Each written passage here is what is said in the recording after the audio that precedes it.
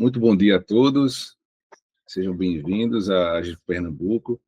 Hoje, 20 de outubro de 2024, estamos felizes aqui, mais uma vez. Eu represento o atual presidente da AGE, nosso amigo Roberto, que é o atual diretor, irá conduzir os trabalhos da manhã de hoje. Roberto, bom dia e seja bem-vindo, amigo. Olá, bom dia a todos e todas. Com muita alegria que estamos hoje iniciando mais um encontro aqui da AGE, e desta vez com a primeira participação, né, de um querido amigo, Gilmar Bortolotto, procurador de Justiça do Ministério Público do Rio Grande do Sul. Tá? Mas acredito, Gilmar, que mais importante, né, do que essa característica é a característica de um trabalhador da Sociedade Beneficente Espírita Bezerra de Menezes, em Porto Alegre, do Rio Grande do Sul. E, além disso, o Gilmar é extremamente ativo, né, na divulgação da doutrina espírita, participando de diversos momentos, divulgando, né, e trabalhando sobre sempre esse viés, né, Gilmar? Unindo, né, o espiritismo e o direito, né, tanto que o tema de hoje cabe como uma excelência única, Renan, um tema que nunca discutimos aqui na AGE, né, o que é justiça. Então, até para aproveitar os momentos muito preciosos que o Gilmar vai nos brindar, já passo a palavra, agradecendo mais uma vez, Gilmar, toda a sua atenção, disponibilidade, de carinho com a AGE Pernambuco, disponibilizando aí um horário, né, num domingo pela manhã, renunciando, abdicando esses momentos aí em família, em descanso. Muito obrigado mesmo, Gilmar. E a palavra é sua, amigo. Muito obrigado e, novamente, todo o nosso carinho aí para ti. Obrigado, Roberto, e demais amigos, né, pela oportunidade de estar aqui com vocês. Faço isso com muito prazer, né? E acho que o tema ele é instigante e para mim, pelo menos, está sempre como um ponto de reflexão, né? Não só pela minha atividade, mas pelas responsabilidades que a gente sabe que tem, né, com o processo de evolução, com a melhoria, né, das instituições, mas isso tudo depende também de muitas coisas que as pessoas vão conhecendo ao longo do tempo, né? Então, eu quero trazer aqui, eu vou tentar, acho que é possível aqui projetar uma apresentação, né? Meu nome é Gilmar, eu trabalho no Ministério Público aqui do Rio Grande do Sul, e para contextualizar o que eu vou dizer aqui, eu preciso dizer que eu trabalhei a maior parte da minha carreira, né? Trabalhei na fiscalização dos presídios aqui do Rio Grande do Sul.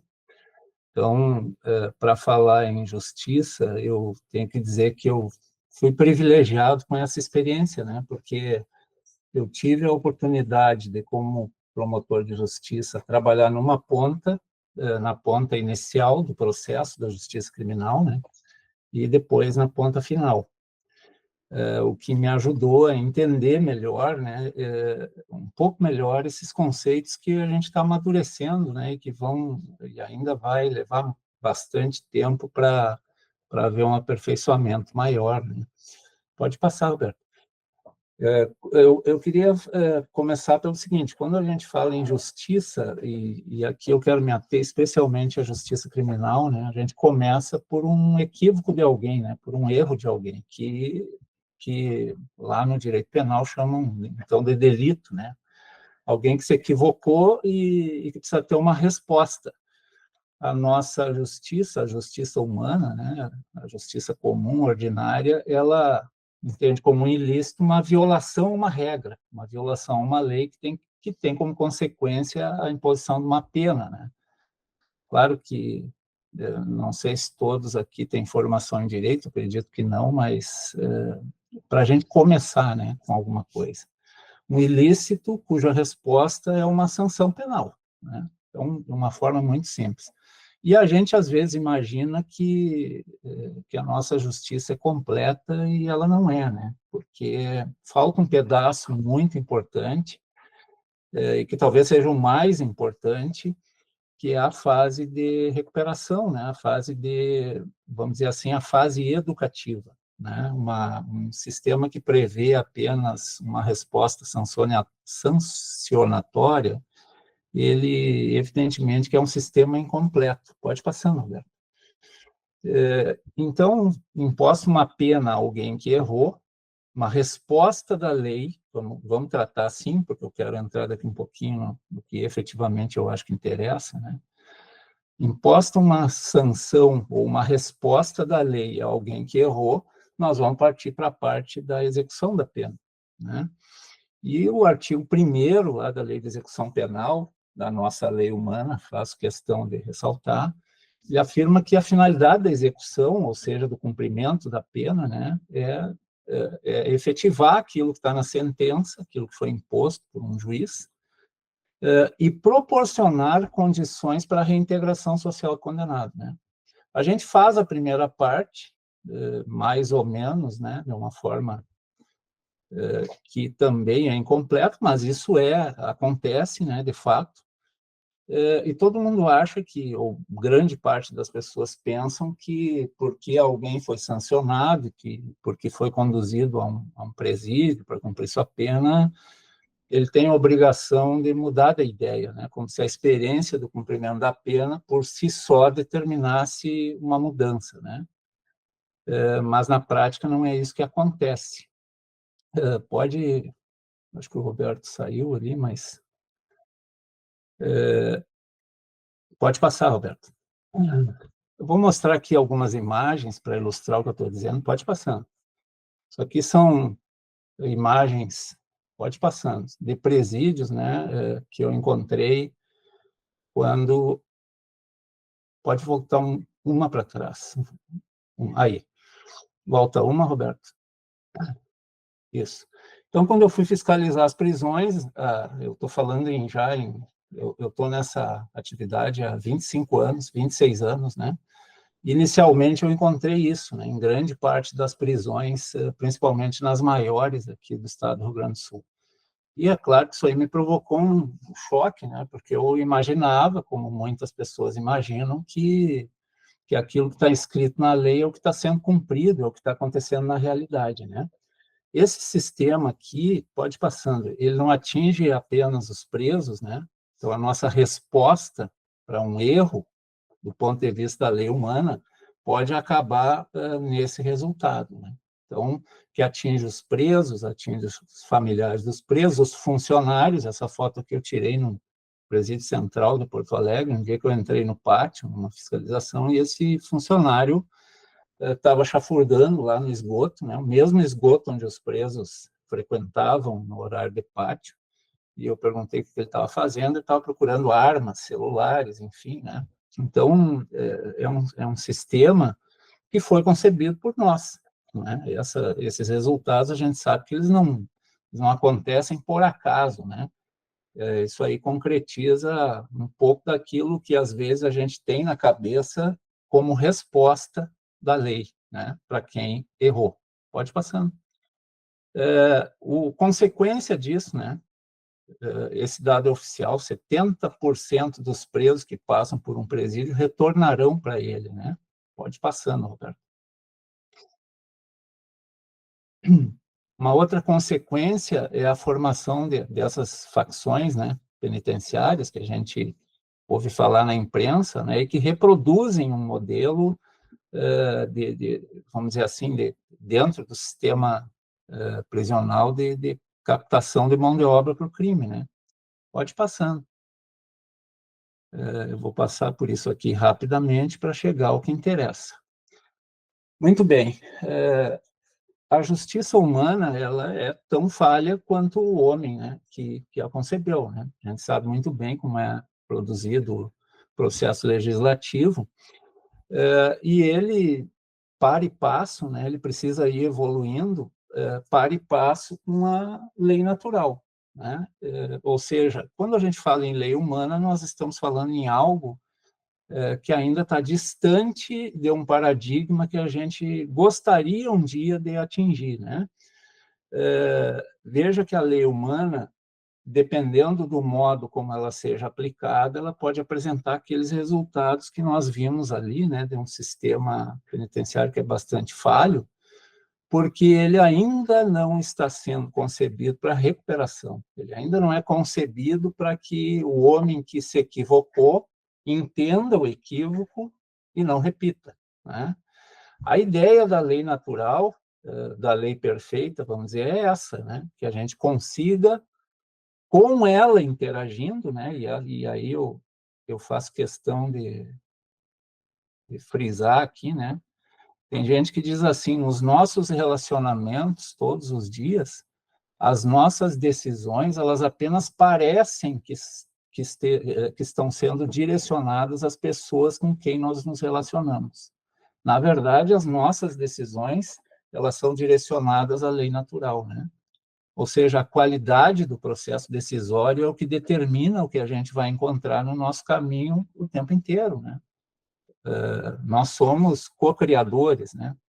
Então, quando eu, por exemplo, né, um exemplo que a gente ouve muito falar, quando eu sou ofendido, eu tenho as opções do revide ou do perdão, né? Eu escolho dentro da minha capacidade de compreensão.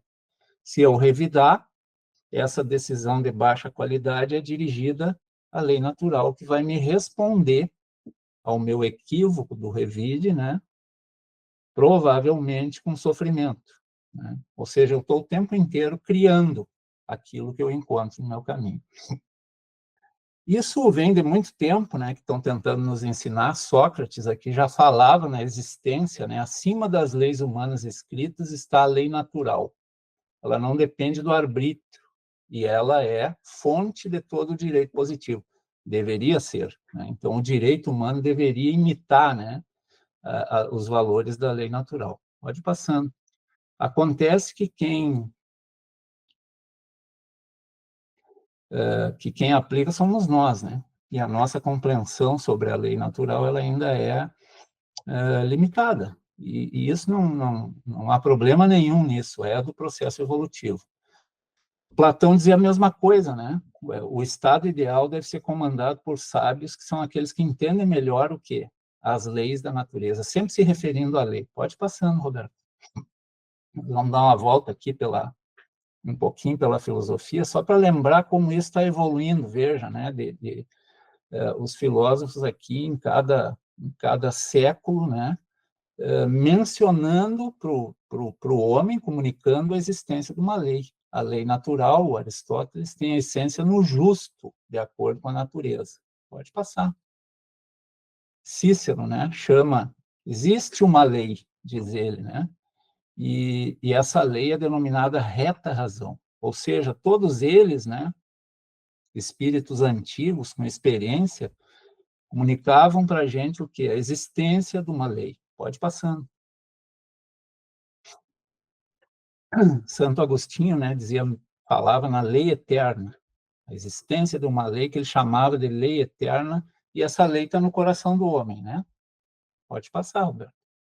Nós estamos incursionando aqui para chegar num ponto de interesse. Tomás de Aquino, a lei eterna, outra coisa não é, senão o plano racional de Deus. Vejam essa definição, né, amigos? São Tomás de Aquino, então, um sábio da igreja, né, dizia que a lei eterna, leia-se a lei natural, outra coisa não é senão o plano racional de Deus, né? Então, quando nós falamos na lei natural, ou seja, num paradigma, né, qualquer nome que se dê a ele, é importante entender que ele existe, né, que esse padrão de comportamento que é universal, mas que é uma sugestão para o homem, né? Ou seja, o homem, por ser livre, ele pode ou não seguir, mas se ele tiver conhecimento disso ao longo do tempo, né? Claro, porque isso demanda experimentação, ele pode tentar checar, né? Se esse padrão, quando ele age dentro do padrão, qual é o resultado, e quando ele age fora do padrão, qual é o resultado que ele obtém. Pode passar, Roberto. E, bom, se esse é o plano racional de Deus, né, como diz Tomás de Aquino, a lei natural é o paradigma universal de comportamento, vamos chamar assim. quando o esforço do homem deve ser no sentido, né, como espírito imortal, de aproximar o comportamento aos valores da lei natural, ou do plano racional de Deus, ou como a gente quiser denominar, né? Mas o importante é perceber aqui que existe, sim, um paradigma e que nós estamos submetidos a ele, né? Então, no Livro dos Espíritos, a questão número 1 já introduz o assunto, né, assim, questionando sobre o que é Deus, né? E o interessante aqui é o teor do questionamento. Eu, na minha ignorância, se tivesse a oportunidade de perguntar, eu perguntaria quem é Deus, né? Porque a gente, às vezes, é educado com aquela ideia de que Deus é alguém, né? O aspecto aquele antropomórfico da figura divina, né? E aqui o questionamento foi: o que é Deus? E a resposta, então, da espiritualidade foi: Deus é a inteligência suprema, a causa primária de todas as coisas, a inteligência suprema. Isso para nós, ou pelo menos para mim, ainda é um conceito meio vago, né? Mas que estimula a gente a pensar que talvez Deus não seja alguém, né? Talvez seja o processo pedagógico em que todos nós estamos inseridos. E quando eu falo todos, tem que ser todos mesmo, né? Então a gente imagina, por exemplo, que o processo pedagógico que vale para mim, que tem um entendimento já, não vou dizer melhor, vou dizer diferente daquele sujeito que está lá na cadeia, não deve valer para ele, né?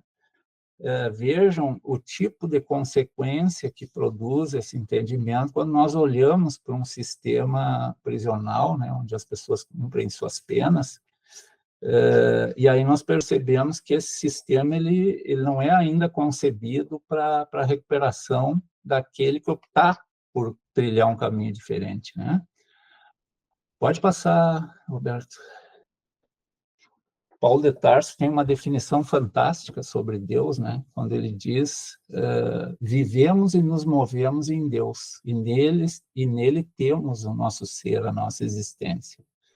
Veja que aqui ele está deixando um pouco mais claro, eu acho muito moderna essa definição do Paulo de Tarso, né? Apesar de ser antiga, porque o que ele diz? Nós estamos em Deus como um peixe está na água, né? Então, todos os nossos movimentos em termos de decisão, no aspecto qualitativo, quando nós nos movemos em Deus, quando nós nos movemos na água do oceano como peixes, né? Quando nós decidimos alguma coisa, isso tem repercussão, né? Então, veja que esse conceito, apesar de ser anterior, né, ao do Livro dos Espíritos, ele confirma, né? Ele diz que Deus não se trata de alguém, nós não estamos falando em alguém, nós estamos falando, sim, em um processo onde nós nos movimentamos, no qual nós nos movimentamos, no qual nós estamos inseridos. Pode passar. Se deve entender, então, por lei natural, né, já que existe um paradigma, vamos partir desse pressuposto, que deveria ter sido aplicado para que não acontecesse aquilo que eu mostrei lá atrás, né? Mas veja, lembro que quem aplica aquilo somos nós, né? Eu, quando me deparei com aquele estado de coisas, apesar de ter a compreensão assim conceitual de que o sistema não era muito bom, né? Quando a gente vê de perto, o impacto é grande, né? E aí eu comecei a me questionar lá há 25 anos atrás, né? Mas afinal, o que eu estou fazendo, né? Eu achei que eu estava promovendo justiça, que é a minha função, né? Mas aí quando eu encontro aquilo, eu digo, não, tem alguma coisa muito errada, né? Nesse sistema aqui que nós estamos operando, né? E na verdade não é que seja errado, né? Mas é um momento do processo evolutivo. Mas ilustra o seguinte, né, que às vezes a nossa intenção não é muito a de recuperar ninguém, né? Nós queremos talvez uma outra coisa, né, que é pagar na mesma moeda quando alguém se equivoca e quando esse equívoco chega mais perto de nos atingir, né? Então, resposta da espiritualidade. Lei natural é a lei de Deus. Ela indica o que o homem deve ou não fazer, né? Então, quando o homem se aproxima nas suas decisões, né, dos valores desse paradigma, o resultado é que ele vai viver melhor, com mais qualidade, ele vai ter mais qualidade de vida, mais felicidade, né? Quando ele se afasta desse paradigma, o resultado é dor, é sofrimento. Pode ir passando, mas a dor e o sofrimento também catalisam a evolução, né? Ou seja, são aceleradores evolutivos porque é muito difícil compreender o espírito criado simples e ignorante, né? O que é um erro do ponto de vista da lei natural? Nós vimos lá que o erro do ponto de vista da lei humana, considerado um ilícito, né, é uma agressão a um bem jurídico protegido por uma lei penal, aqui no caso em que nós estamos falando. Veja o conceito aqui de erro para o Pietro Baldi, que é um filósofo italiano, né, que tem excelentes obras sobre o funcionamento e o sistema, ele chama de sistema, né, coordenado pela lei natural.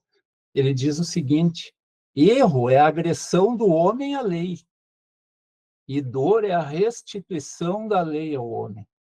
Vejam, amigos, quando eu li isso aqui, eu comecei a me dar conta cada vez mais, né, de que as nossas decisões, no aspecto qualitativo, elas são direcionadas à lei natural, né? Então, quando eu sou atingido por um erro cometido por alguém, o meu primeiro impulso, como homem ignorante, é pagar na mesma moeda, é revidar. Só que esse revide é uma decisão de baixa qualidade direcionada à lei natural, né?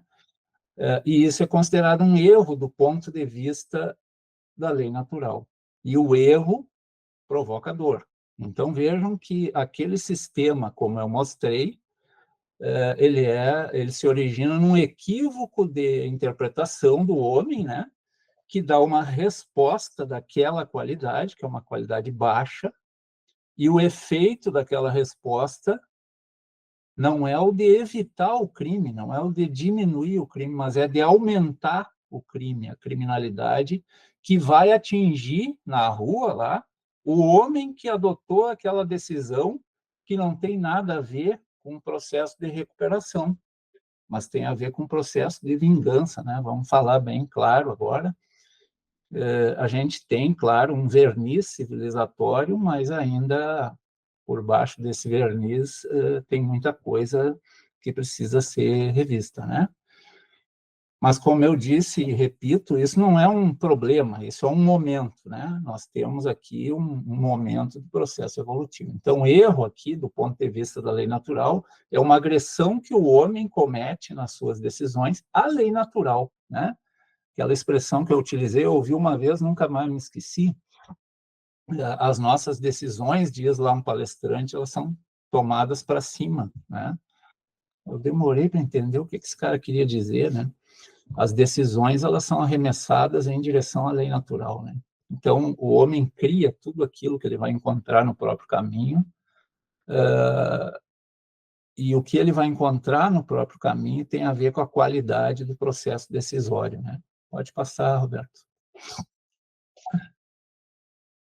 Então, espiritismo, né, ciência, filosofia, religião, a lei natural, ela é também confirmada pela ciência, né? O exemplo mais simples é esse aqui, né? Newton, a toda ação, há sempre uma reação oposta e de idêntica intensidade. Eu diria de idêntica qualidade também, né? Então, quando eu concebo um sistema cujo objetivo não é a reintegração, não é a recuperação, a resposta de igual intensidade vai ser um fomento ao processo da criminalidade, né? Pode passando.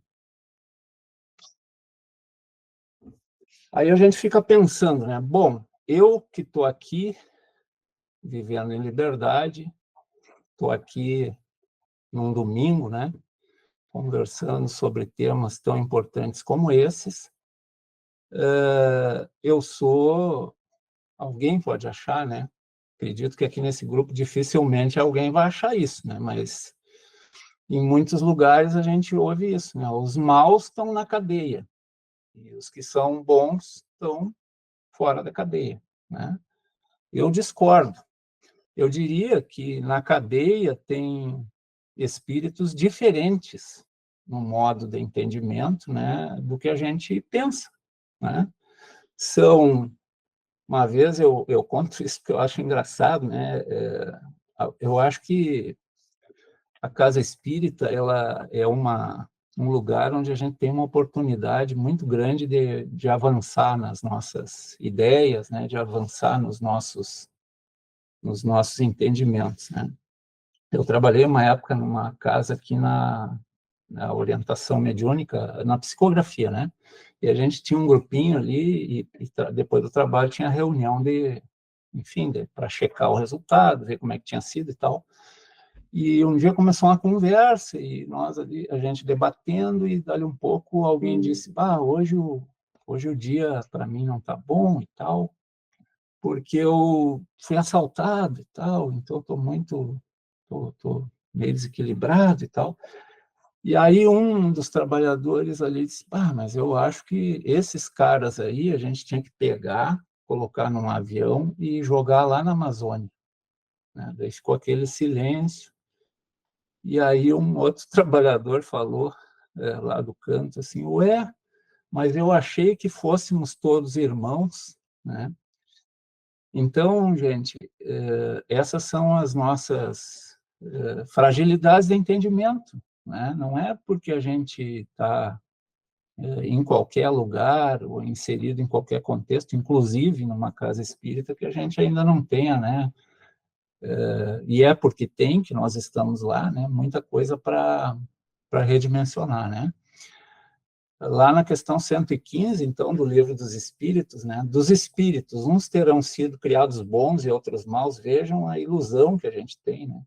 O cara bom e o cara mau, né? O mal está na cadeia, ou deveria estar, desde que não seja eu ou algum familiar meu, né? E o mal é o que está em liberdade, né? Ora, a resposta foi a seguinte: Deus criou todos os espíritos simples e ignorantes, isto é, sem saber. Eu hoje não tenho dúvida, vou me arriscar aqui, né? Mas eu sempre me arrisco quando tenho a oportunidade de dizer que, para mim, não existe maldade, né? Eu tenho certeza disso, mas existe ignorância, né? E a origem do erro está na ignorância. Então, se nós queremos um sistema que produza um resultado mais positivo, a finalidade dele deve ser principalmente a de reduzir a ignorância. Reduzir. A gente compreendendo que a caminhada de qualquer um do ponto de vista espiritual, ela vai ter um tempo, né? E esse tempo, ele vai depender de muitas coisas, mas assim como nós temos oportunidades, essas oportunidades elas precisam ser estendidas, né? Inclusive, e principalmente, talvez, para as pessoas que estão num grau de ignorância muito maior, né? Pode passar, Roberto, por favor. E aí vem, então, veja, nós partimos lá da lei natural, né? O que é um erro, ou melhor, da lei humana, o que é um erro e qual é a consequência desse erro. Então, do ponto de vista penal, um erro implica um ilícito penal, né? E a resposta da lei humana é a imposição de uma pena, né? Na hora do cumprimento da execução dessa pena, o processo ele não tem sido um processo educativo. Portanto, a repetição daquele que está inserido num sistema concebido pela lei humana, e a gente chama de reincidência, né, tecnicamente no direito, ela é muito alta. E as pessoas que estão em liberdade ficam perguntando assim: mas será que esse cara não entende? Ficou 20 anos na cadeia, será que não aprendeu nada, né? Saiu e fez a mesma coisa, né? Aí eu pergunto, por que que não faria? O que essa pessoa lá teria encontrado de diferente no caminho, né? Para ter uma concepção diferente de vida, né? Para ter uma ideia diferente de vida, para entender que não é possível ter um resultado bom se o meio utilizado for ilícito, né?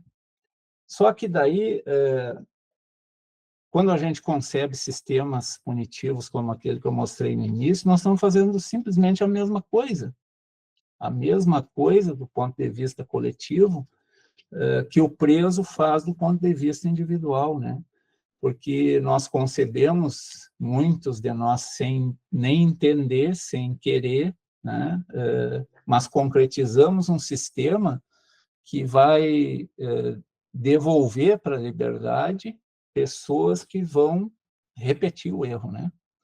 Mas nós estamos aqui falando agora na lei natural, né? Então, a lei natural é um paradigma de comportamento onde estão inseridos muitos valores que o homem precisa aprender na sua experiência prática cotidiana.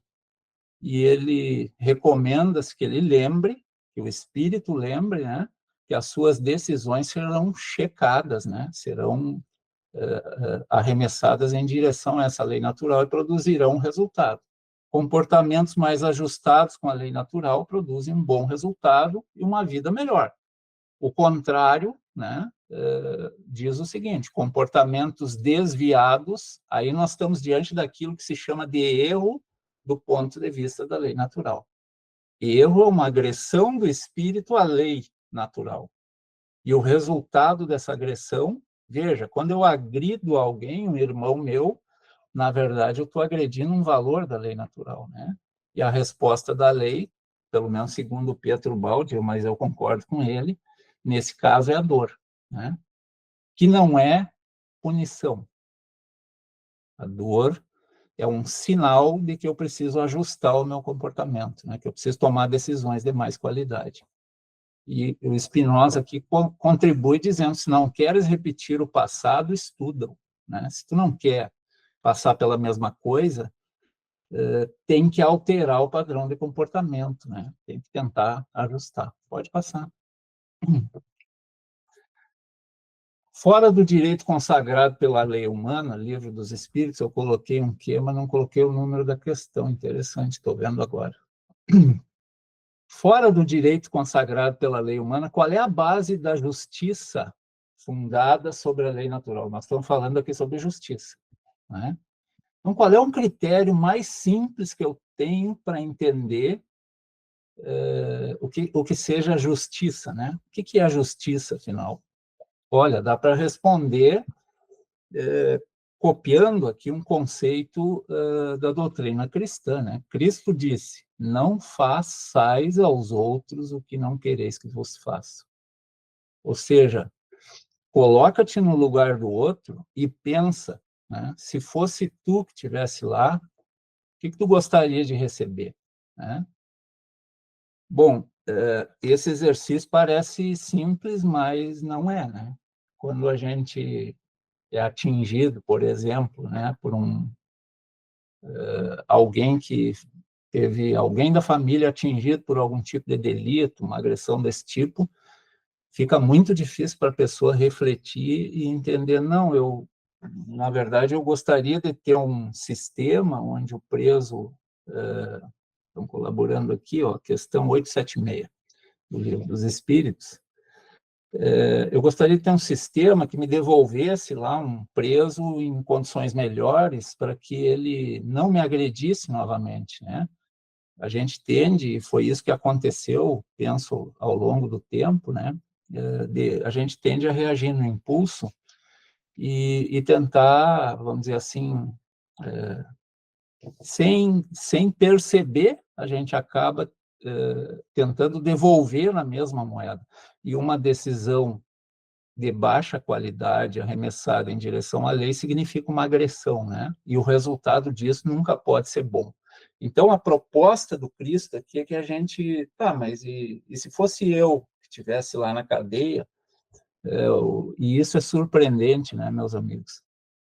transitando pelos presídios aqui do Rio Grande do Sul, eu conversava muito com os presos, né? Nos dias que eu ia fazer as inspeções e tal. E eu sempre perguntava, a partir de um determinado momento, eu comecei a perguntar para eles, mas se for sair do crime, né? Porque pode ser que o sujeito não queira, naquele momento, sair do crime, e é uma decisão que tem que ser respeitada, né? Ele vai experimentar as consequências, esse processo que nós estamos tentando explicar aqui vale para todos nós, né? Então, ele vai experimentar desses resultados compatíveis com a decisão dele, né? Mas a ideia é de que quem já entendeu um pouquinho melhor isso, procure auxiliar, né? Procure ajudar a conceber coisas que proporcionem um entendimento melhor, né? E eu perguntava para eles, né? E eles diziam, uns diziam, não, eu não quero sair do crime, eu vivo essa vida que eu quero e tal. Mas muitos outros diziam que queriam sair, só que eles não tinham por onde, né? Quando eu estou lá encrencado, com quem que eu falo se eu quiser sair do crime? Coisa que não é muito simples de fazer, né? Vejam que em sistemas como aquele que eu mostrei no início, o sujeito que entra em estabelecimentos penais que estão naquele estado, na verdade, aqueles lugares são coordenados por grupos criminosos, né? Que vão procurar comprometer o sujeito lá com... Ele pensa que está sendo ajudado, mas, na verdade, ele está sendo só comprometido com esses grupos, né? E quando ele sair em liberdade, ele vai ter que fazer coisas, né? Existe até um sentimento de gratidão nisso, por incrível que pareça, né? Porque ele foi ajudado ali dentro por aqueles sujeitos que comandam esses grupos, né? Ele pensa que está sendo ajudado, né? Está acontecendo uma outra coisa.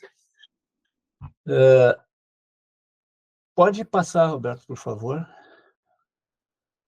Veja que Jesus, então, vem, né? E num momento mais adequado, onde talvez o nosso entendimento estivesse começando a germinar sobre a história da lei natural, né? Primeiro ele diz assim, vocês vão ter que se submeter ao meu jugo, né?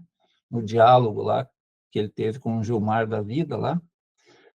Então ele foi questionado, né? E disse: vocês precisam se submeter ao meu jugo, vão ter que se submeter ao meu jugo. E a pessoa pergunta: mas qual é o teu jugo, né? Ele diz: o meu jugo é o cumprimento da lei, sempre a lei, né, meus amigos? Nós estamos falando agora no critério da justiça, sob o ponto de vista da lei verdadeira, né, da lei eterna, da lei natural, né? Então vem Jesus e disse: vocês estão no processo evolutivo para entender o funcionamento da lei natural.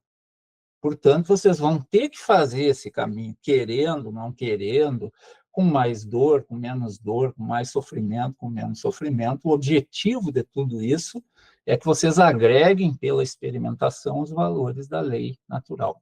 Isso é submissão ao jugo, né? Aí a pessoa pergunta: mas qual é o teu jugo? Que é o cumprimento da lei, diz Jesus, né? Mas ele diz assim, mas o meu jugo é leve. Vejam, né? Ele propõe que a gente consiga ou tente aprender esses valores da lei natural da forma mais produtiva e com a menor dor possível, né? Mas isso é decisão de cada um e de acordo com a capacidade de entendimento, ou seja, de acordo com o momento. Eu sempre cito um exemplo para ilustrar isso, né? Tinha vários policiais que trabalhavam comigo ali na minha escolta e trabalhavam no dia a dia comigo. E um deles me disse uma vez: não, o senhor vê, eu fiquei infiltrado numa quadrilha de assaltante de banco muito tempo e tal, e o senhor acredita que os caras, antes de ir assaltar banco, eles se reuniam ao redor de uma santa, davam as mãos e rezavam para o assalto dar certo. Vejam como o homem entende Deus, né, meus amigos? A semente estava ali, né? A questão é que a caminhada, a gente sabe que ela é bem comprida, né? Longa. Aí eu perguntei: tá, mas e onde estão esses caras? Ele disse: olha, metade morreu e metade está preso. Aí eu não tive como dizer, mas então a prece funcionou, né? É aquela história que a gente bem conhece, né? A gente na nossa ignorância, né, a gente pede tudo aquilo que quer, né? Mas o que a gente vai receber é um pouco diferente, né? É o necessário para que a gente avance no nosso processo de educação. E aí vem Jesus e diz, o maior mandamento dessa minha lei aí, dessa lei que eu tento exemplificar aqui para vocês, né, é esse aqui. Amarás a Deus sobre todas as coisas, né? E isso significa, talvez, né, meus amigos, o amor a Deus sobre tudo é a inserção em Deus, né? É o ajuste das decisões do espírito à lei natural, né? E aí vem o como na segunda parte, né? Amarás o teu próximo como a ti mesmo. Né? Como é que eu aprendo a me inserir em Deus, a ajustar o meu comportamento? Eu aprendo isso no meu dia a dia, né? Eu aprendo isso entendendo que o próximo é qualquer um, não é quem eu seleciono para amar, né?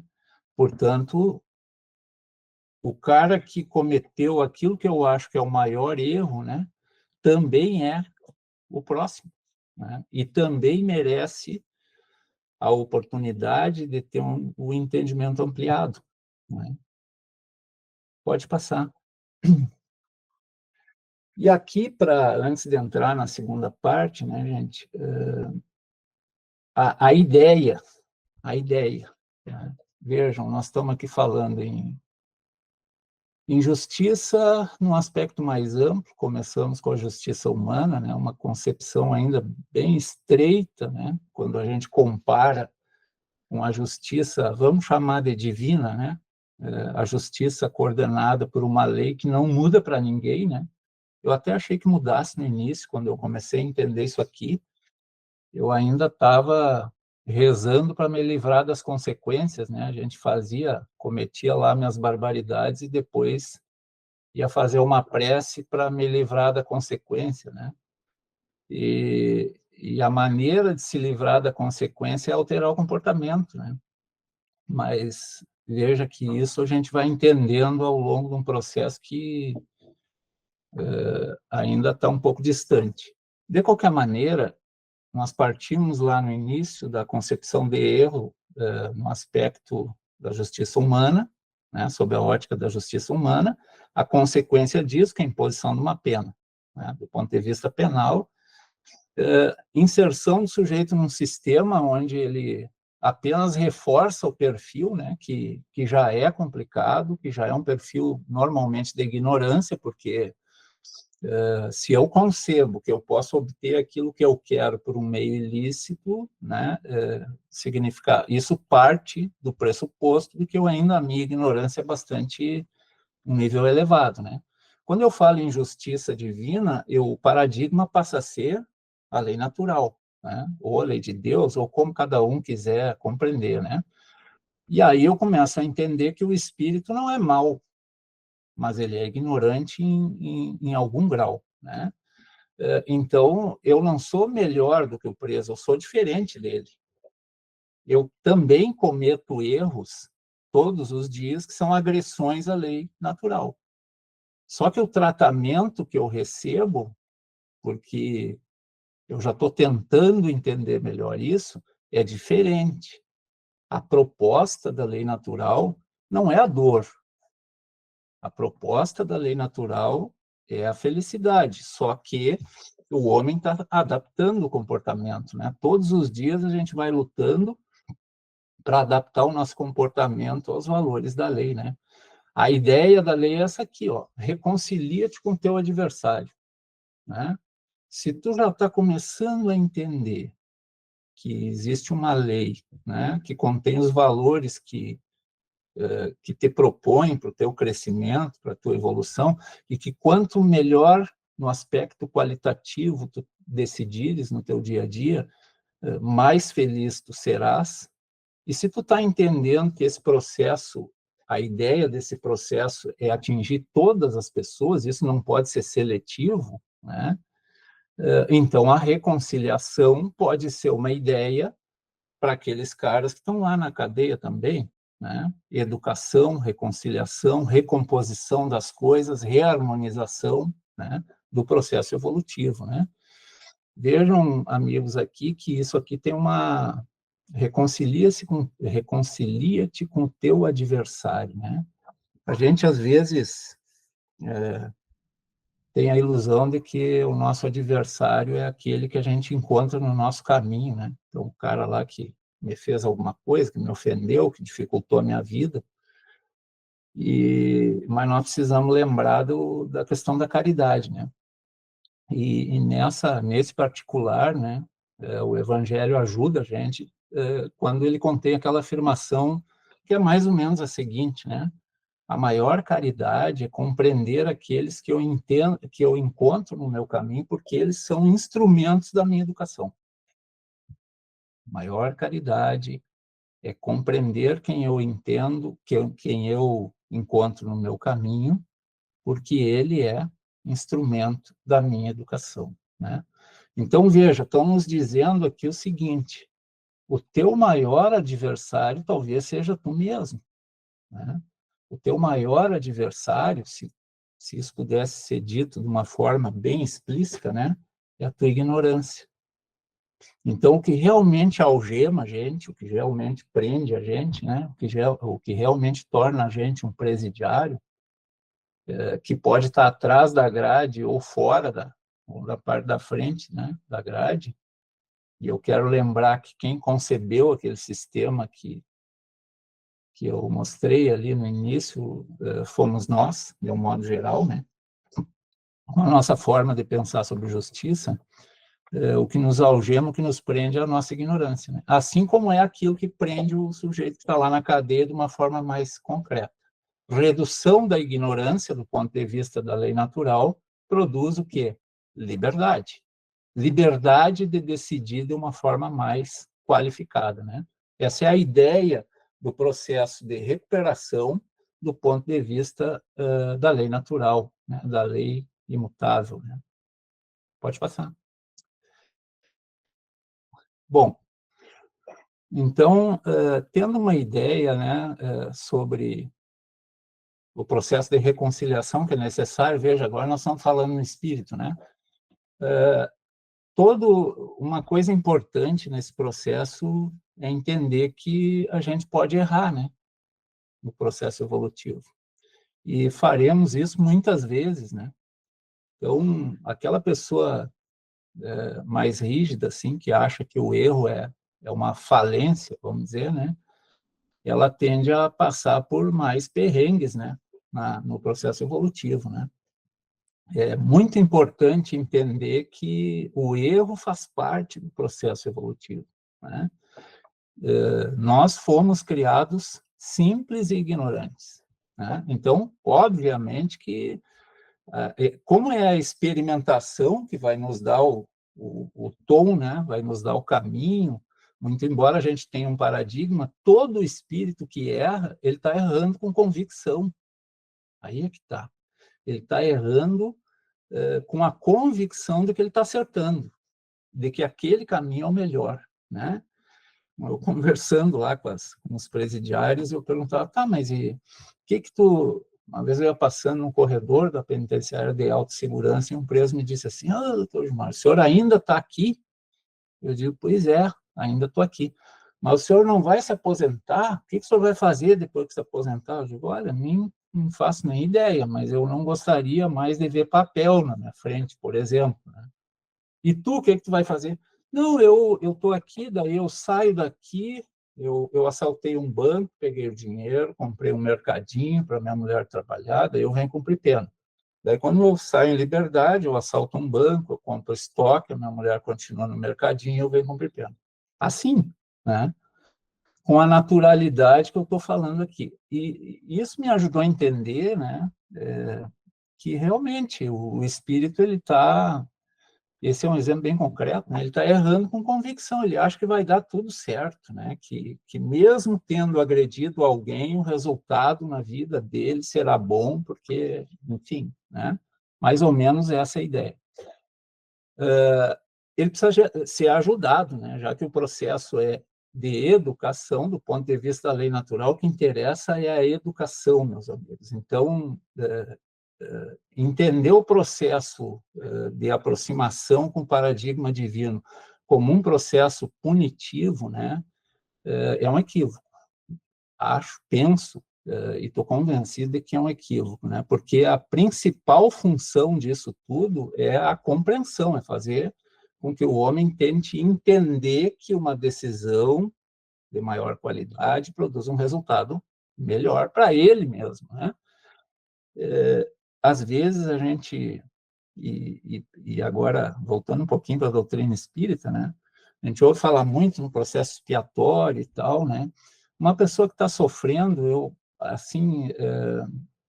tudo que ela não quer ouvir é isso, né? Que ela está passando por tal coisa, por quê, né? E aí a gente volta, às vezes, lá atrás, porque tal coisa pode ter acontecido numa encarnação passada. É tudo verdade isso, é tudo verdade.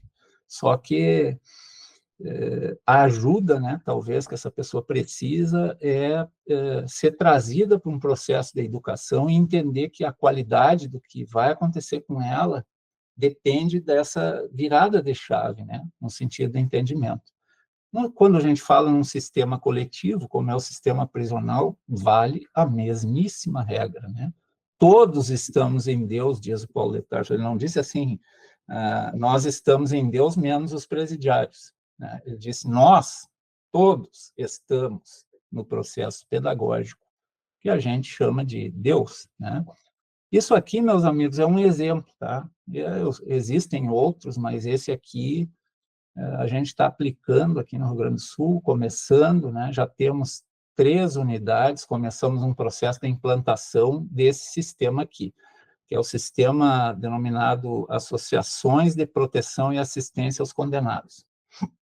Até o nome já é difícil, né? Porque a gente fala Associação de Proteção e Assistência aos Condenados. Quem ouve isso já pensa assim, né? Os caras vão proteger criminoso, né? Não é bem isso. Talvez o nome pudesse ser mudado para Associação de Proteção e Assistência à Sociedade, né? Sociedade livre, ou que pensa que está livre, né? Porque é um sistema que apresenta resultados concretos muito efetivos, evidentes, né? Existe em torno de pouco menos de 7 mil presos no Brasil nesse sistema, né? Para que os amigos possam, talvez alguém conheça, né? Mas para os que não conhecem, isso aqui é um presídio, né? Só que é um presídio que não tem guardas, vejam, e que recebe qualquer tipo de preso que cometeu qualquer tipo de delito com qualquer tamanho de pena, né? Pode passar, Roberto. Ele foi idealizado por esse senhor aqui, que é um jornalista e advogado, ele faleceu em 2019, Mário Ottoboni, né? Esse cara, esse senhor, ele fazia muito trabalho voluntário e tal, e um dia foi conhecer uma cadeia, e ele viu aquilo ali, mais ou menos aquilo ali que eu mostrei no início, e não se conformou, né? Ele disse, não, mas isso aqui está mal e nós vamos tentar contribuir. E ele, com uma equipe de voluntários, começou a trabalhar nesse presídio com os presos, né? E ele começou a catalogar ações que ele implementava ali com os presos, que davam um resultado bom. E foi isso que resultou ele acabou concebendo esse sistema das associações de proteção e assistência aos voluntários. No início, o nome APAC significava amando ao próximo, amarás a Cristo, APAC, né? Só que daí, o que ele fez ali, né, gente? Ele por ser certamente um espírito, uma compreensão já mais amadurecida, né? Ele catalogou valores, né? Os valores que estão no Evangelho, os valores que a gente está discutindo aqui, né? Sistematizou e começou a praticar ali com os presos, e começou a ver um resultado de redução da reincidência criminal bem alto, né? Só que depois ele percebeu que aquilo ali precisava de um modelo jurídico para poder se relacionar com o Estado. Então, a APAC é uma cadeia coordenada pela sociedade civil. É uma associação constituída juridicamente, que faz acordos, convênios com o Estado, recebe repasse de valores que ela utiliza para o custeio dos presos que são transferidos para esse presídio coordenado pela associação. É um presídio que não tem funcionários públicos, é um presídio que não tem guardas armados, tem algumas pessoas, poucas, que são contratadas pela associação, né? Mas que é dirigido pela associação e que só pode ser, vamos dizer assim, gerido com base nesses valores que nós estamos discutindo aqui. Pode passar, Roberto. Como é que isso aí apareceu para mim, né? Em 2014, eu ainda estava trabalhando diretamente com os presídios, né? Não aguentava mais aquele horror ali todo dia, e um colega meu me ligou e disse: olha, Gilmar, eu estive lá em Minas e conheci uns presídios lá. Minas é o estado que está mais avançado nessa metodologia, né? Tem quase 50 estabelecimentos geridos pelo método APAC. E ele me disse: eu conheci um negócio lá que eu acho que tu vai gostar de ver, que é um presídio que não tem guarda. Bom, imagina, né?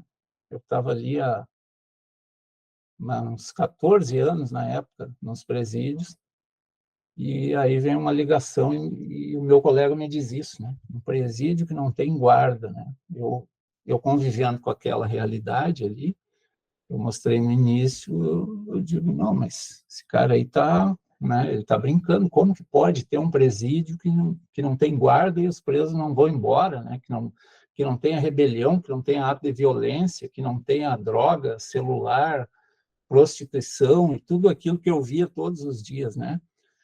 Mas tanto ele insistiu que nós formamos um grupo aqui no Ministério Público e fomos conhecer. Essa aqui é a primeira APAC, que tem 200 presos, primeira APAC de Minas, a APAC de Itaúna, né?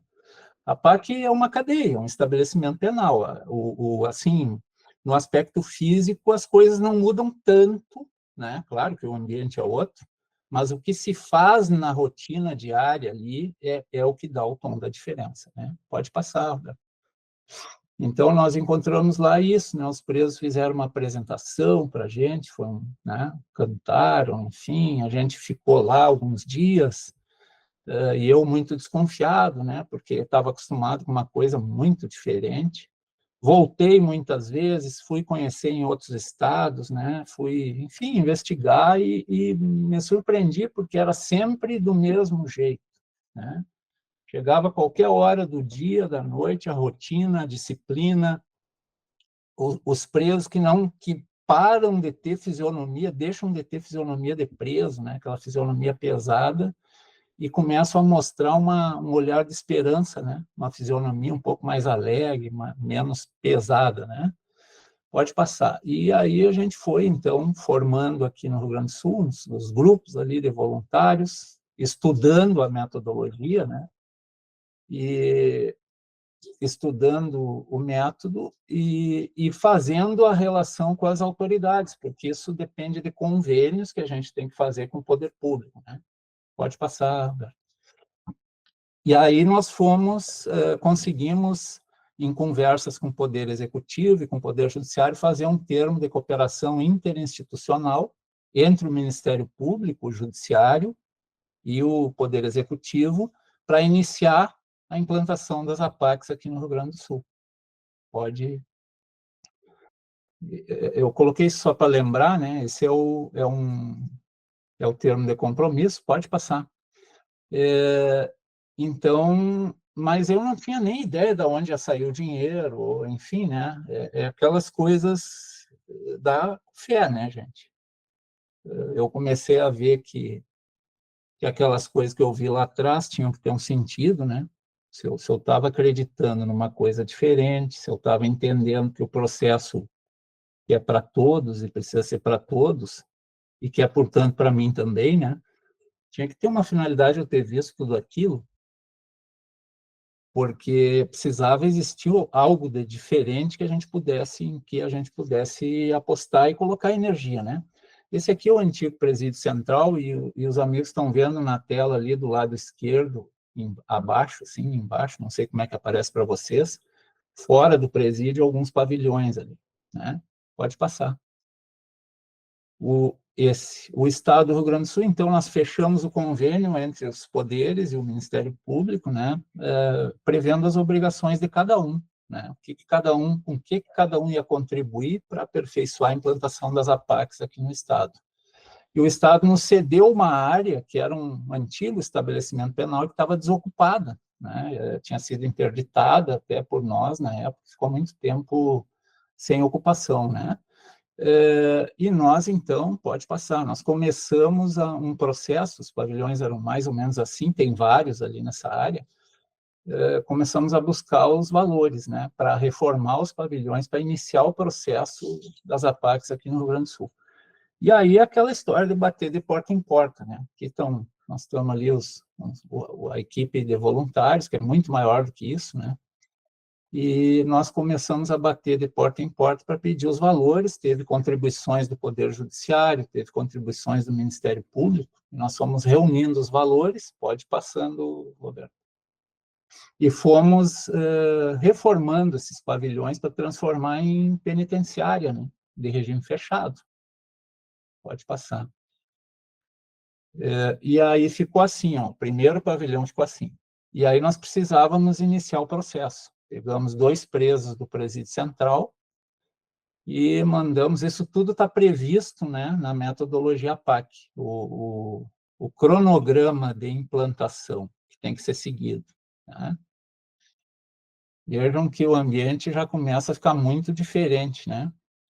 Esse presídio aqui, eu acho que é o único que eu já vi que tem uma palmeira no meio do pátio, né? E isso tem uma explicação, Roberto, porque minha mulher aqui, ela é promotora do meio ambiente, né? E aquilo ali é uma palmeira real, né? E quando eu falei em cortar a palmeira para fazer o pátio, ela disse, não, o pátio vai ter que ficar com a palmeira no meio, né? Aí os presos me perguntaram, mas como é que nós vamos jogar bola aqui? Eu digo, eu não sei, o que eu não posso é me incomodar com a minha mulher, né? Vocês vão ter que... Então, hoje está mais ou menos assim, ó, tem esse prédio do lado esquerdo, que é aquele do início, né? Já temos esse do lado direito, que vai duplicar, mais do que duplicar a capacidade de presos, que nós vamos, ele já está sendo ocupado, né? Essas fotos são um pouquinho mais antigas. Pode ir passando, né? Aqui é o regime semiaberto, dentro do mesmo complexo. Então, o preso vem do sistema comum, entra no pavilhão do fechado da PAC, ali ele vai ser submetido a uma rotina de bastante disciplina, começa às 6 da manhã e encerra às 10 da noite, né? Durante esse período de tempo, ele vai participar de diversas atividades. A primeira delas são as palestras de valorização humana, onde nós vamos debater, claro que adaptado, né, para a compreensão deles, valores como nós estamos fazendo aqui agora. Então, ali se aplica a valorização humana, terapia da realidade, que é um negócio do método, né? Para o preso entender, quem está cumprindo pena entender o dano que ele causou, né? Se responsabilizar, enxergar o dano. O preso vai dizer lá, por exemplo, vamos perguntar, né? Tem um dia que sou eu que faço essa atividade de valorização humana. E o preso, o que é mais faz você sofrerem lá na cadeia, né? É ver a minha família na fila, que minha mulher tem que ir 3 horas da manhã para entrar às 9, para todo dia, não sei o que e tal. Daí eu pergunto, tá, mas quem colocou ela na fila? Vamos pensar, né? Foi o juiz que colocou? Foi o promotor? Quem é que fez a própria mulher ficar na fila? O que causou isso, né? Ou então o preso vai dizer, eu vou provocar, né? Um exemplo, quem vende droga pensa o quê? Né? Que o cara que foi comprar droga foi lá no ponto dele comprar, ele não foi na casa do sujeito vender. É assim que quem vende pensa, né? Eu não fui na casa do cara, ele que veio aqui, eu sou só um comerciante, né? E eu vou dizer, tá, mas esse cara aí que vai lá comprar droga no ponto, gerenciado por alguém que pode estar aqui, o que vai acontecer com ele? Aí um responde, dali um pouco ele vai roubar para comprar droga. Pois é. E aí ele vai para onde? Na cadeia. E a mãe dele vai para onde? Para a fila. Mas então, quando é a tua mulher que vai para a fila, é ruim, né? Mas quando é a mulher do cara que comprou a droga que tu vendeu, aí não é ruim. Então,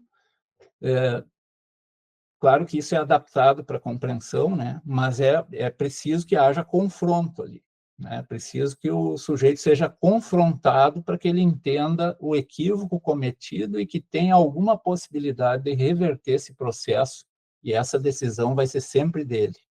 Pode passando, Roberto. Isso aqui é estrutura física, né? Enfim, só para terem uma ideia, aquelas torres que estão lá atrás já é o espaço do presídio central, né? Caixa d'água lá, mas é separado, completamente separado. O preso que entra no regime fechado da PAC, ele progride para o regime semiaberto da PAC. E aí vem a etapa de profissionalização. Pode passando. Esse é o segundo pavilhão, a parte interna, pátio, enfim, né? Pode passando. Nós estamos reformando. Aqui é a primeira equipe de presos, né? A gente explicando ali para eles qual é a ideia e tal, e dá para ver o olhar de descrença, né? Como quem diz assim, de novo, uma grande ideia e tal, né? Porque o sujeito não está acreditando mais em nada, né? Pode passar. E as APACs são assim, né, gente? Vocês vão entrar, vão encontrar quem que vai abrir a porta? Um preso. Né? É claro que o processo, até que se chegue no momento de entregar a chave da entrada da penitenciária para um preso, vai tempo, vai bastante tempo. A primeira APAC do Rio Grande do Sul é de Porto Alegre, ela está funcionando há 6 anos. Né? Recém agora que nós assumimos completamente lá o complexo de prédios. Né? Então, hoje, se vocês chegarem, quem vai abrir o portão da frente para entrar no complexo já vai ser um recuperando lá da PAC, do regime semiaberto, né? E todas as atividades do cotidiano são executadas por ele, por eles, né? Sob monitoramento, claro, né? E checagem, né? Pode passar. Aqui entra o homem e o delito fica lá fora. O que nos interessa ali não é o que o cara fez, né?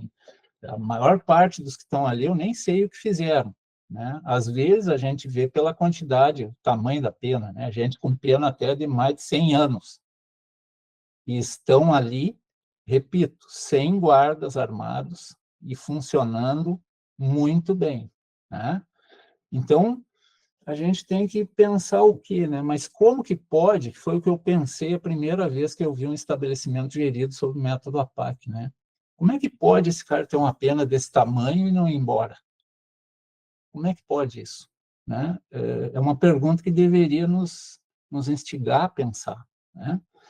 E hoje dá para dizer com tranquilidade. Pode, porque ali o sujeito, na condição de espírito imortal, ele começa a sentir uma possibilidade que ele não tinha enxergado antes, algo assim. Né? Eles não tinham, e tem presos lá que dizem para nós, eu vim para cá para fugir. Quando eu pedi para vir, eu queria fugir, né? Mas eu cheguei aqui e aí não tem como. Eu não consigo, porque o que a gente vê aqui não tem, eu nunca tinha visto um negócio desse. E aí começa aquela história. Se eu soubesse, que nem a gente pensa de vez em quando, né? Se eu soubesse o que eu estou aprendendo agora, eu não teria feito coisas que eu fiz anteriormente, né?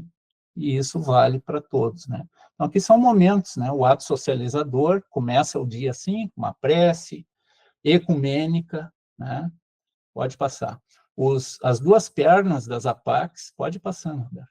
As duas pernas, esses são os alojamentos simples, né? Regime fechado, mas o preso aqui não vai ficar no alojamento, ele tem atividade o dia inteiro, né? Começa 6 horas da manhã, limpeza, higiene pessoal, ato socializador, cada um vai para um setor depois, né? Fazer suas atividades, tem os que trabalham, os que estudam, os que estão fazendo cursos técnicos, os que têm o horário de espiritualidade, outros na valorização humana, enfim, né? Pode ir passando.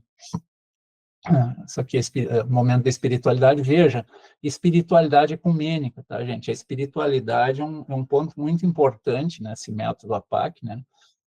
Mas a religião é uma outra coisa, né? Quem quiser atendimento religioso, ou quem não quiser, não tem problema, pode ser ateu, não interessa, recebemos todos, cada um vai ter o atendimento da sua vertente religiosa, a gente oportuniza de todas, né? Tem padre, pastor, pai de santo, seja o que for, vai receber o atendimento individual. O processo da espiritualidade são práticas que a gente faz aqui, né, que são do método e que estão, vamos dizer assim, acima de tudo isso. Pode ir passando, por favor. Aqui são oficinas de capacitação profissional, nesse caso aqui costura, né?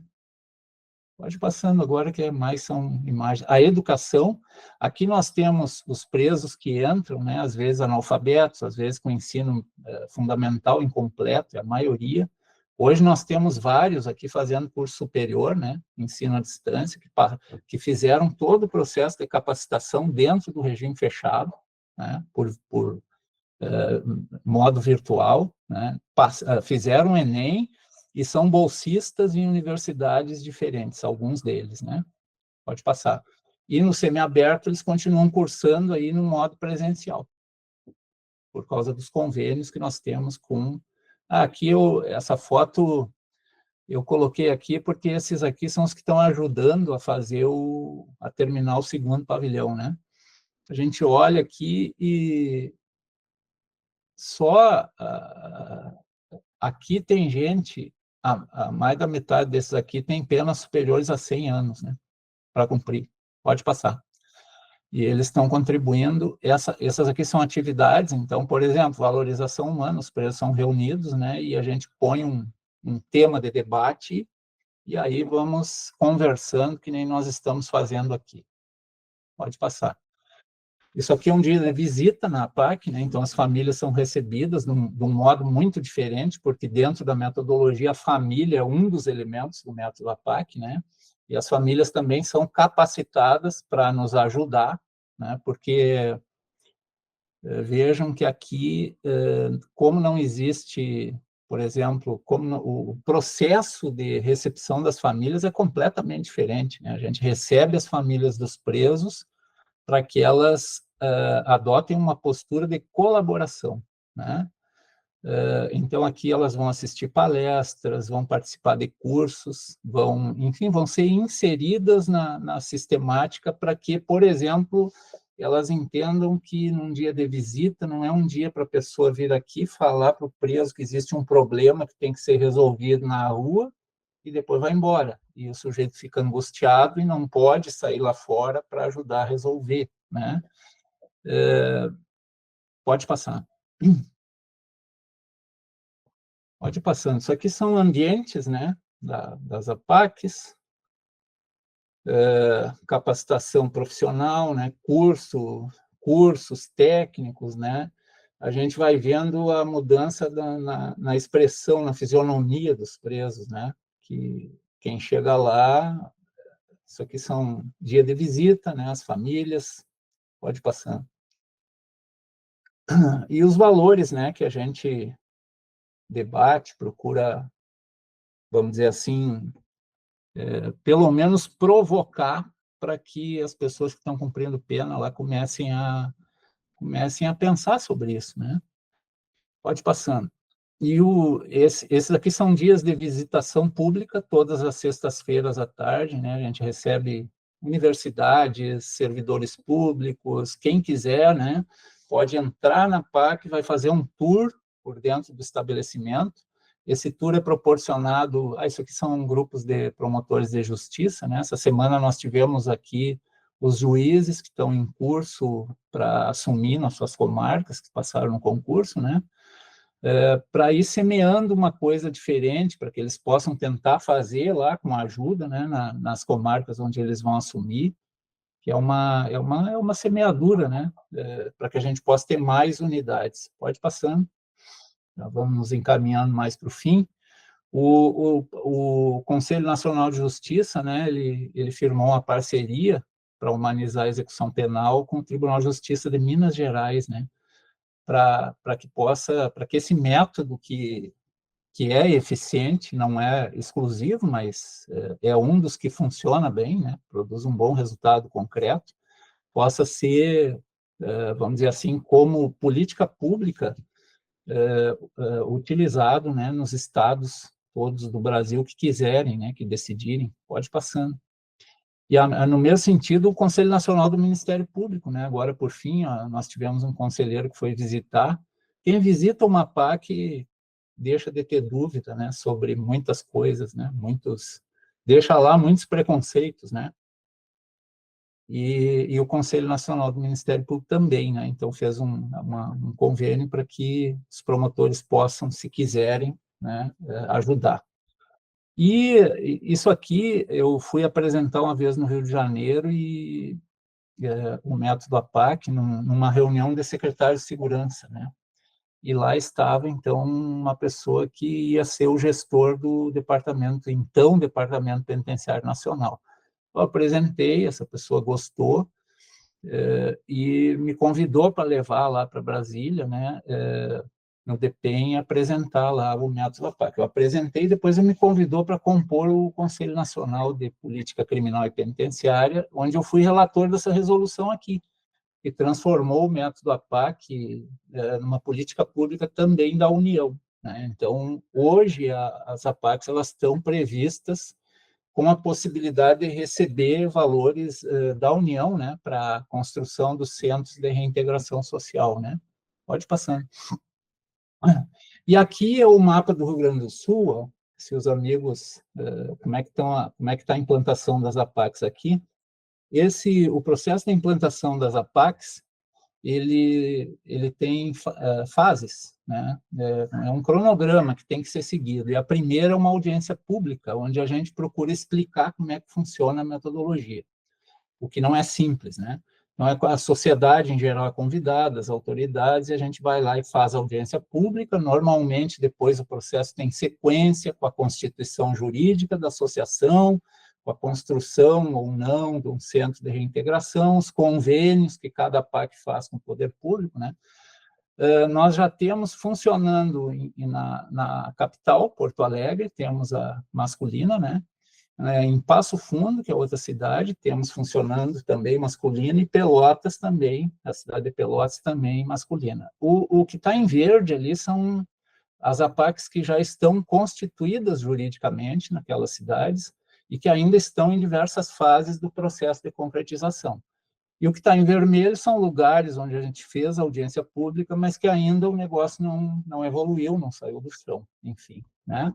Temos 3 aqui unidades já funcionando, pode passar. Isso começou a primeira em 2018, né? E penso que está indo muito bem. No Brasil, né, os estados que tem são Rio Grande do Sul, Paraná, Espírito Santo, Minas, Rio Grande do Norte, Maranhão, Amapá e Rondônia, né? São 6.700 e poucos presos, 69 unidades funcionando e mais 36 que estão em processo de implantação. Das 69, 9 são femininas. Isso aqui é um processo de 50 anos, gente. 9 são femininas e agora, há uns 3 anos, começou a primeira unidade juvenil para os adolescentes, né? Sobre a metodologia APAC. Ali no canto direito, muito importante, ó. O índice de reincidência carcerária, que eu mostrei lá atrás, né, uma média de 70%. Ó, aqui, para os homens, ela cai para 13,9%. Esse é o estudo do Tribunal de Justiça de Minas Gerais com as APACs lá do estado. 13,9% de reincidência. E a feminina, nas femininas, a média de reincidência é 2,84%. Tem APACs que a reincidência é 0 com as mulheres, né? Veja que quando a gente aplica uma coisa diferente, mais aproximada, né, dos valores que nós estamos aqui debatendo, né, o resultado concreto ele aparece imediatamente. Nós estamos falando aqui em 40 ou 50 anos, né, o que é imediatamente do ponto de vista do processo evolutivo como um todo, né. Aqui vocês têm essa frase, né, do amor ninguém foge. Essa frase está escrita no muro interno de todas as APACs, né? a PAC de Porto Alegre tem isso escrito no muro, é uma frase que foi pronunciada por um preso cujo nome é José de Jesus. Esse cara, ele era um sujeito que fugiu de muitos presídios de Minas Gerais, né? E aí ele foi transferido contra a vontade até do juiz, né, que não queria autorizar essa transferência, para uma PAC em Minas. E ele cumpriu toda a pena dele sem sair, sem fugir da PAC, né? E ele foi questionado um dia por uma jornalista que disse: não, mas tu é conhecido por fugir de tudo que é cadeia, e como é que daqui tu não saiu? E a resposta dele, espontânea, foi essa, né? Eu não fugi porque do amor ninguém foge, né? Porque isso é o que acontece com os presos ali, né? Eles começam a receber, primeiro, eles são recebidos muito bem ali, né? E tem um tratamento muito diferente todos os dias, e começam a entender valores que eles não conheciam, né? É muito comum ali dentro dizerem para a gente, né? Se eu soubesse disso, se eu soubesse que as coisas, né, poderiam ser de um jeito diferente, eu não teria. E quantas vezes a gente se pega, né, pensando nisso, puxa vida, se eu soubesse que lá atrás, né, se eu soubesse o que eu sei hoje, com as oportunidades que eu recebi, né, eu teria agido diferente. É o que acontece com eles ali. É claro que pode passar.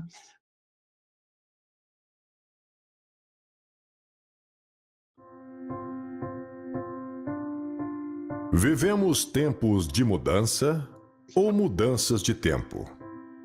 Em meio à dor, crime, indiferença e individualismo, é ainda possível acreditar no ser humano? Existe solução para conter o aumento da violência e da criminalidade? Existem soluções para os graves problemas que afligem famílias e toda a sociedade? Existe recuperação para aqueles que cometeram crimes? Nesta arena de luta cotidiana entre o bem e o mal, o amor, a confiança e a disciplina triunfam. Homens e mulheres que serviram ao crime, ao ódio, ao desamor e à morte, agora estão empenhados em um propósito individual de recuperação e mudança de vida. A PAC é para acolher o preso e, segundo, o mais importante, proteger a sociedade. Com objetivos claros em favor da sociedade civil organizada, nasceram as APACs, Associações de Proteção e Assistência aos Condenados. A APAC prima pelo cumprimento da lei no tocante aos direitos e aos deveres do preso. A APAC não é um hotel, mas uma prisão. Ali, com uma rotina diária que inicia às 6 da manhã e termina às 22 horas, com obrigatoriedade do trabalho e estudo, os condenados produzem e seguem rigorosos critérios disciplinares. Eles podem se profissionalizar e produzir. Sua sentença não muda, mas são eles mesmos os responsáveis por sua alimentação, higiene e limpeza, com funções diversas divididas entre todos.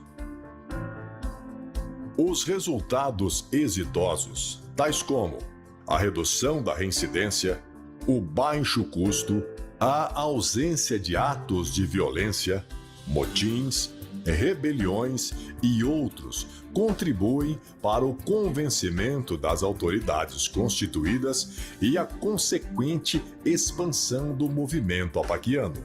Famílias são reconstruídas, recebendo seus filhos, pais e mães de volta ao lar. A comunidade recebe seus cidadãos mensageiros da paz, pois participa efetivamente através dos voluntários e da iniciativa privada, prestando sua colaboração e apoio aos que cumprem a sentença. Nas APACs, milhares de condenados refazem o caminho da vida, encontrando seu verdadeiro sentido. Eu fui um dos primeiros recuperando na APAC de São José dos Campos, primeira APAC, né? Cumpri lá 8 anos. E no final do meu cumprimento desses 8 anos, com tudo que eu recebi, que a APAC proporciona ao preso, né? O amor, carinho, enfim, dedicação, eu saí realmente convicto que eles tinham conseguido matar o criminoso dentro de mim.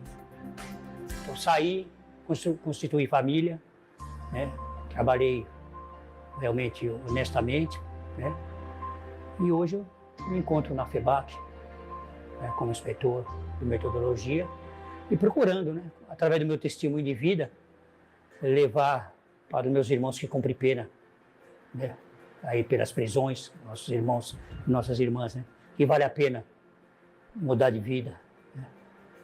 A FEBAC, Fraternidade Brasileira de Assistência aos Condenados, que é uma entidade jurídica sem fins lucrativos, nasceu com o objetivo de congregar as APACs do Brasil e assessorar as APACs do exterior, orientando, assistindo, fiscalizando e zelando pelo fiel cumprimento da metodologia APAC. Grande meta, a grande missão da FEBAC é consolidar as APACs já existentes e estabelecer estratégias para a implantação de APACs em todas as comarcas do Brasil. A FEBAC, em conjunto com outros parceiros, promove congressos, seminários e cursos, objetivando a capacitação de recuperandos, funcionários, voluntários e autoridades. A FEBAC é filiada à Prison Fellowship International, órgão consultivo da ONU para assuntos penitenciários. Os princípios que norteiam a missão da FEBAC são espiritualidade, ética e transparência, coerência, humildade, acolhida, compaixão, resiliência, competência e conhecimento. Eu acho que deu, Roberto, a síntese do negócio, mais ou menos.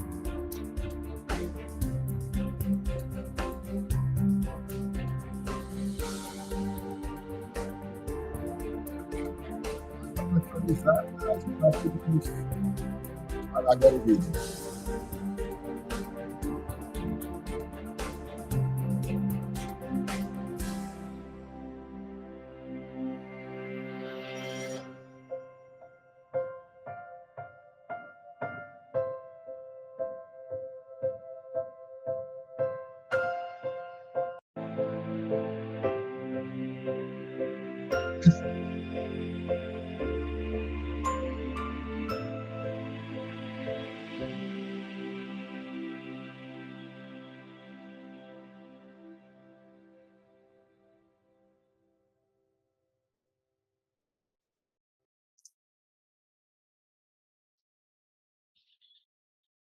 Acho que agora, não sei se a ideia é fazer intervalo. Vocês que sabem, eu estou à disposição. Perfeito. De início, Gilmar, olha, acho que eu posso falar não apenas por Roberto, mas por todos os presentes. Espetacular, espetacular. Parabéns, Gilmar, tanto pela apresentação, né, principalmente, mas principalmente pelo exemplo, né, pela experiência, por compartilhar conosco, tá, nesse domingo, essa manhã de domingo tão maravilhosa. A experiência é sua, né, como promotor, procurador de justiça, e seu depoimento, né, nos deixa de esperança, não apenas como seres humanos, mas no nosso país, né, Gilmar? Nossa, como estou mais leve hoje pela manhã com o teu exemplo, com o exemplo da APAC, né?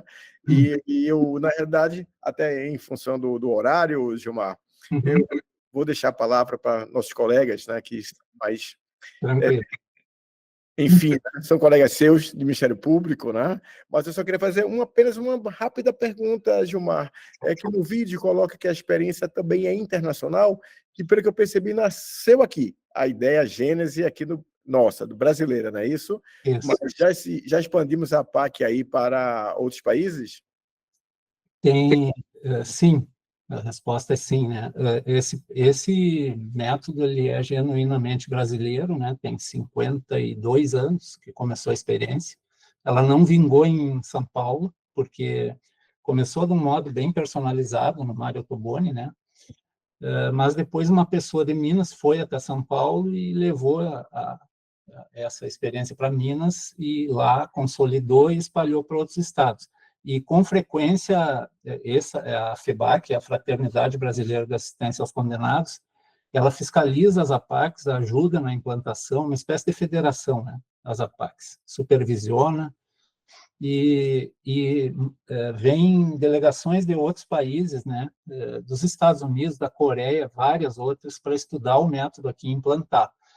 Já existem experiências em outros países que não levam completamente o método, mas adaptam o método para a realidade de cada um deles, né? Por exemplo, no Paraguai, eles têm uma PAC dentro da cadeia, o que não é recomendado, né? Por causa da contaminação contaminação de ideias, né? Isso aqui é concebido para funcionar fora do sistema convencional, né? Mas existem em outros países experiências que eles levaram daqui, eles buscam no Brasil e adaptam, né? Nesses países que tem. Perfeito, Sidmar. Salomão? Opa, Roberto! Só ajustar aqui a...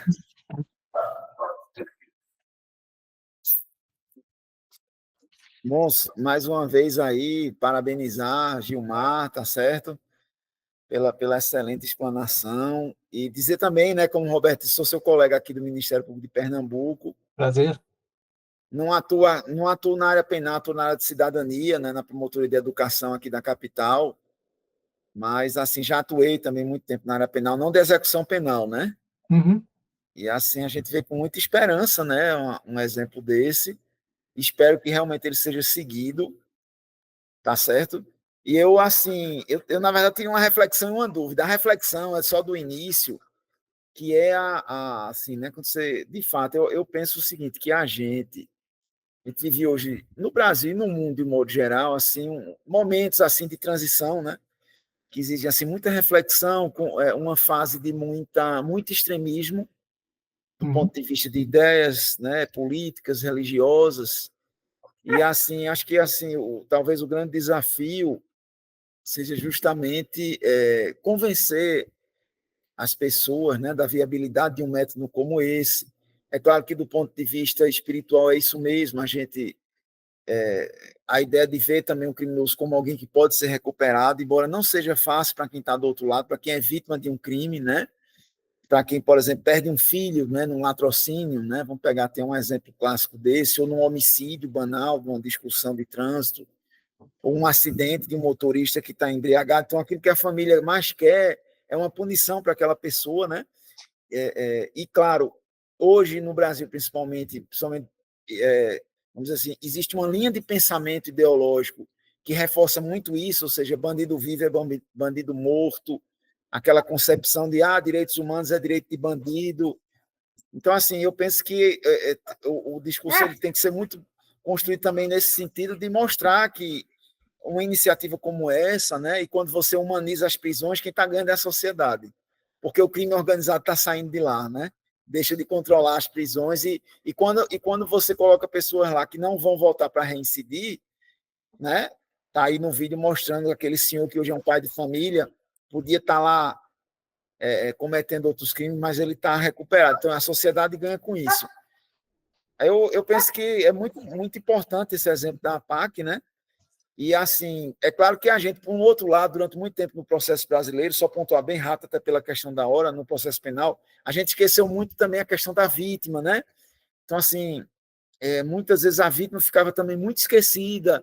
Então, eu acho que talvez essa construção, é claro que muito importante o condenado, porque ele é que está naquela situação, mas também pensar na vítima, que não é fácil, porque quando você também pensa assim, não, todo mundo tem a obrigação de perdoar, não é algo simples, né? Não que você disse isso, mas às vezes, assim, Somente quem é contra essas iniciativas traz isso assim, esse pessoal acha que é muito fácil, vai ter alguém da sua família assassinado. Não é fácil, e a gente tem que sim ouvir a vítima, tem que dar espaço para a vítima, também tem que ter programas para aquelas pessoas que são vítimas dos crimes, né?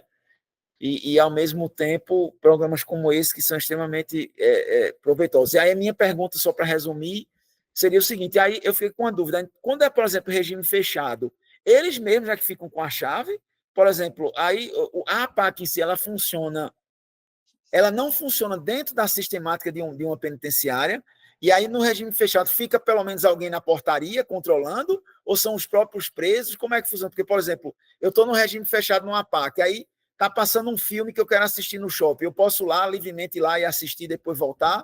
Como é que funciona na prática? Não, funciona, o regime, ele vai ser cumprido como ele é na penitenciária. Então, os presos que estão no regime fechado vão ficar trancados no regime fechado, não podem sair dali, né? A concepção do método é que o método é concebido para que em algum momento o aumento da responsabilidade do preso seja tal que ele entenda que tudo que acontece ali tem que ser de responsabilidade dele, todos os presos. Isso demora um tempo, né? Então, hoje, se vieres na PAC de Porto Alegre, quem vai abrir o portão da frente lá na rua vai ser um recuperando do regime semiaberto. Semiaberto. Ele vai abrir o portão. Vai entrar na entrada do pavilhão, dos 2 pavilhões do fechado. Perdão. Quem vai abrir pelo lado de fora vai ser um recuperando do regime semiaberto. Pelo lado de dentro, o cadeado de dentro vai ser aberto ao mesmo tempo por um recuperando do regime fechado. É assim que funciona. Esse processo não pode ser implantado de início, né? Pelo menos um tempo tem que haver para que haja o entendimento, a maturidade, mas é assim que deve funcionar, e é assim que funcionam todas as APACs do Brasil, funcionam assim.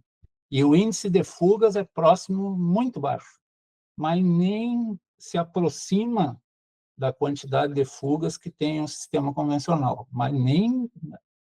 Nós tivemos aqui 2 fugas em 5 anos e meio do regime semiaberto, né? Fechado, nenhuma. Penas de todos os tamanhos, delitos de todas as espécies, né? É assim que funciona mesmo. Isso é surpreendente, né? E quando a gente vai olhar de perto, a gente começa a entender por que isso pode dar certo, né? É assim. Mas o preso que está fechado, ele não sai de lá, né?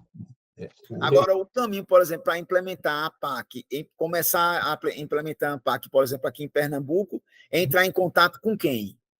O contato precisa ser feito com a FEBAC, que é a fraternidade febac.org, né? Tem, ali no site tu vai ter as informações gerais assim, sobre o assunto, tá?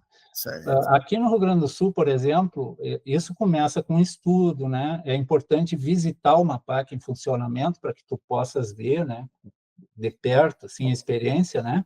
Aqui no estado, por parte do Ministério Público, tem eu e mais 2 outros colegas que são procuradores, que somos designados para trabalhar na implantação.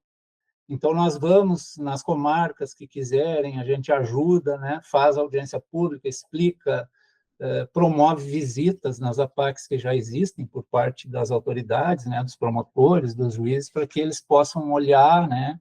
E é assim que funciona o processo, né? Mas pede muito a presença da gente, né? Essa cobertura institucional, ela é muito importante, assim.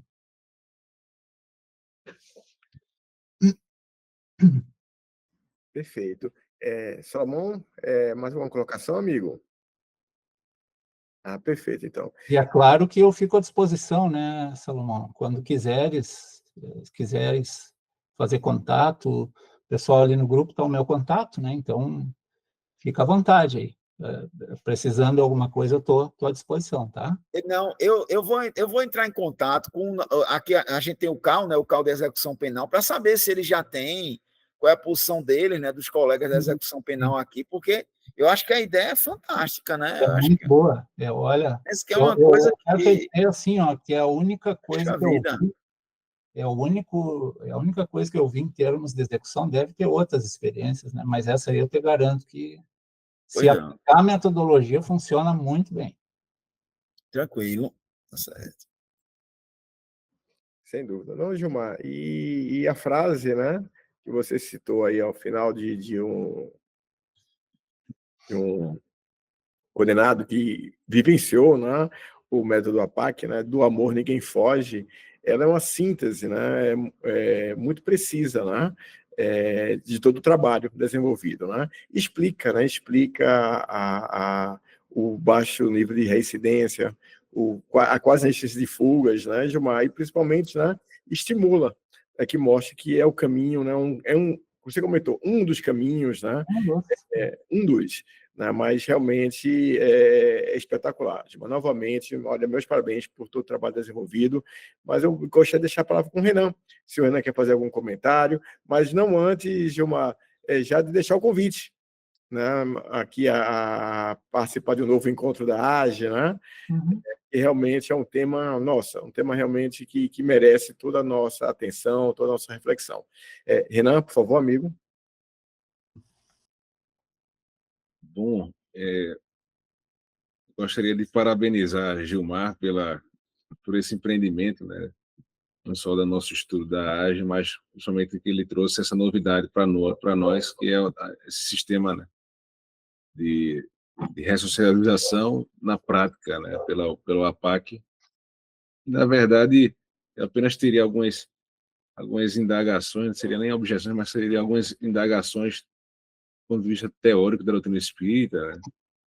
Mas com a prática, realmente, a prática prevalece sobre a teoria, né? O que a gente observa é que o futuro aponta para que esse sistema seja disseminado por todos os estados brasileiros, viu, Gilmar?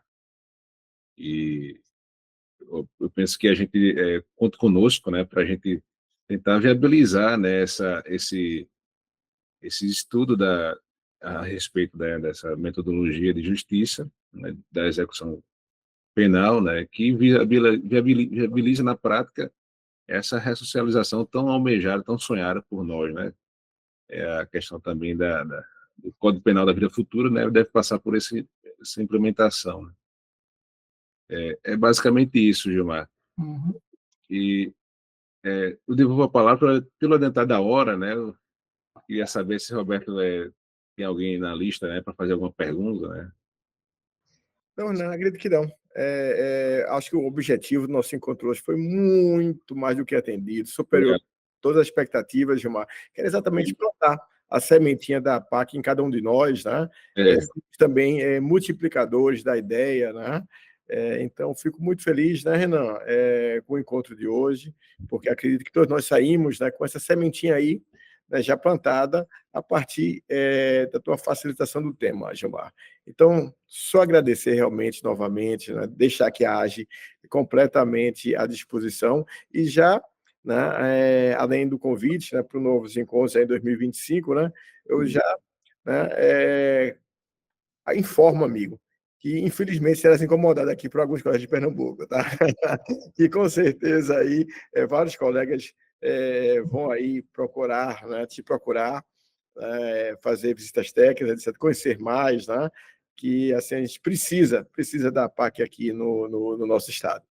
Né? Então, Gilmar, novamente, muito obrigado. Tá? Deixo as suas últimas considerações para a gente fazer a Roberto, desculpa interromper, tem só um comentário de Andressa, eu acho, no chat. No chat, não é isso?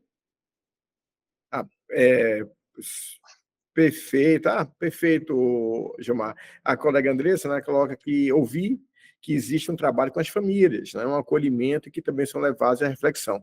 Então, não apenas